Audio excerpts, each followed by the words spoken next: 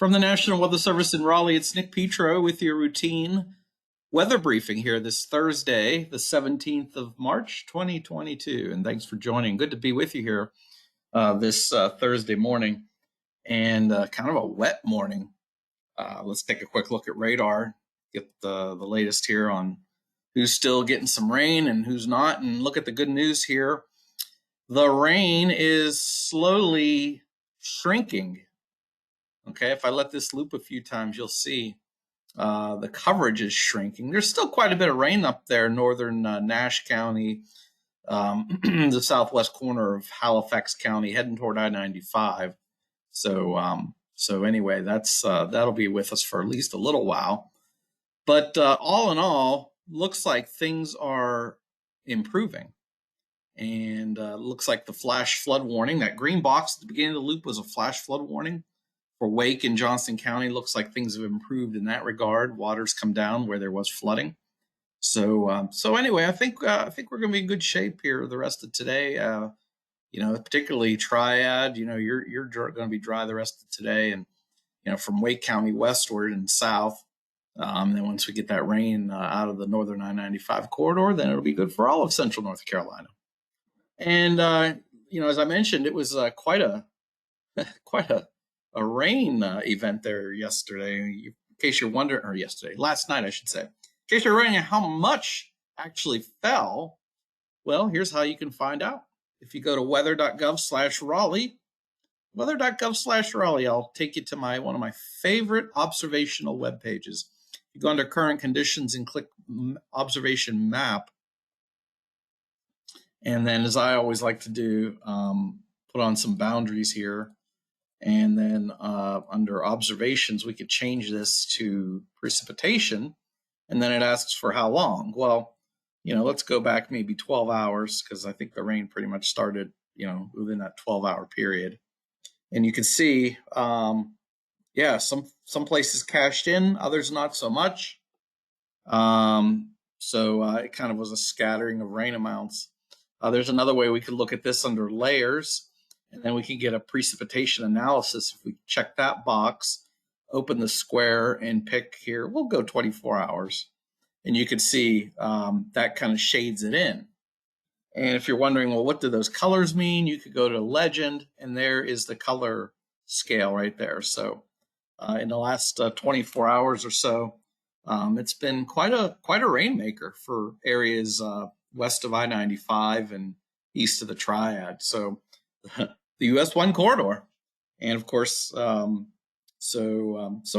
and if obviously it was this heavy rain event right here, this swath, that prompted the flash flood warning that was issued earlier because of all the rain that's fallen over the urban areas. So anyway, that's how much we had. Let me clear that out, and we'll go to the carry on through the rest of the briefing here. Bear with me for just 1 second. Okay, just making sure everything's set up right. All right, so what about the rest of the week? And as we head into the weekend, that low pressure system that brought the rain will head off to the northeast, and we'll be left with somewhat of a brief dry spell for Friday. Warm and dry Friday. And that front you see there on the Friday and Saturday, that's more of a Saturday thing than it is a Friday thing. So again, this morning's wet weather will move east, and then rain ending, obviously dry and warm on Friday. That next cold front that you see there in the Friday-Saturday panel, that'll move through Friday night and Saturday and bring scattered showers and thunderstorms. And right now, the Storm Prediction Center says that a few of those thunderstorms could be severe on Saturday east of I-95. So we'll see if that trend continues with the latest updates. But anyway, it doesn't look like a huge rainmaker, though. It looks like we're not going to get a whole lot of rain out of that front. But anyway, that's the way at least the first half of the weekend shaping up. The second half of the weekend, Sunday, is looking pretty good. High pressure, dry, very warm. Should be real nice weather there on Sunday, and that'll run into Monday and even Tuesday. We're looking at some nice weather. And then yet again, another cold front comes for the middle of the week. And a couple things I'll point out. Number one, in March, it's a very changeable, time of year weather-wise. Oftentimes, you get these frequent frontal passages as the jet stream is realigning with the changing of the seasons. Not unusual every few days to get a front move through. And then if you can get warm air ahead of these fronts, that could set up the situation for strong storms. That's why the severe weather season starts in March. So anyway, we'll keep our eyes on that. But all in all, I think the main takeaway is we'll have to keep an eye on Saturday. Doesn't look like a huge rainmaker. And actually, the other takeaway is the temperatures will be pretty warm, very spring-like and nice. So obviously, I think most people will take that. You can see the rainfall forecast. These panels just show rainfall. And, you can see today's rain. That'll be winding down. Friday looks more like a Friday night. Saturday, we do have a chance for showers and storms in the forecast. And SPC has Eastern North Carolina highlighted slight risk, but WPC has Saturday mostly dry. So a little conflicting information there.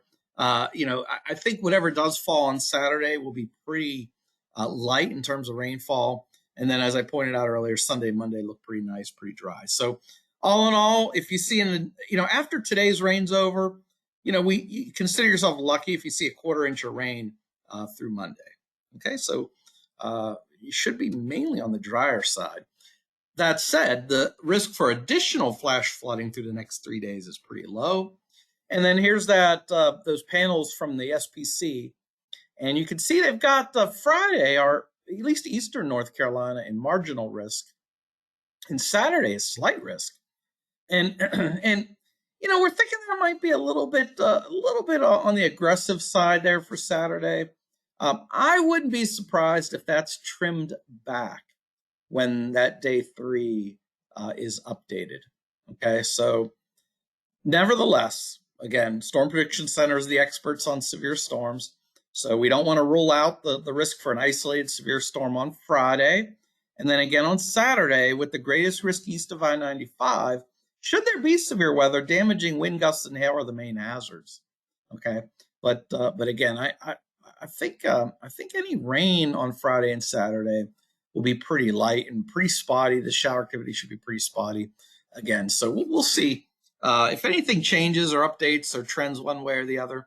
We'll bring you an update to these slides as warranted. Okay, so but all in all, right now we're thinking it shouldn't be too terribly bad. All right, the 8 to 14-day outlook has us above normal temperatures and at neither above or below normal precip. And then the drought update shows a little bit of an improvement from last week, but still abnormally dry for central North Carolina and a moderate drought for eastern North Carolina. So so the east of I-95, you could definitely use a little more rain. All right. So that wraps up this briefing. And again, this morning's wet weather system will move east this afternoon, and rain will be ending soon.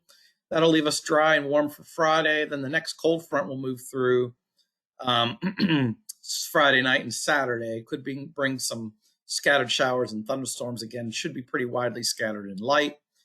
Dry weather Sunday through early next week. And then yet again, another cold front from midweek next week with increasing rain chances. And again, any rain we get, Friday, Saturday should be pretty light. I will point out, I don't want to be remiss in forgetting to mention risk for some dense fog tomorrow morning. So if you're driving, commuting tomorrow morning and overnight, late tonight, watch out for some dense fog. So should have put that there in the hazard and impact there. But again, the main hazard is impact. Again, we can't rule out an isolated severe storm late Friday. That'd be Friday night. And again on Saturday, mainly east of I-95. Shouldn't be a huge deal though.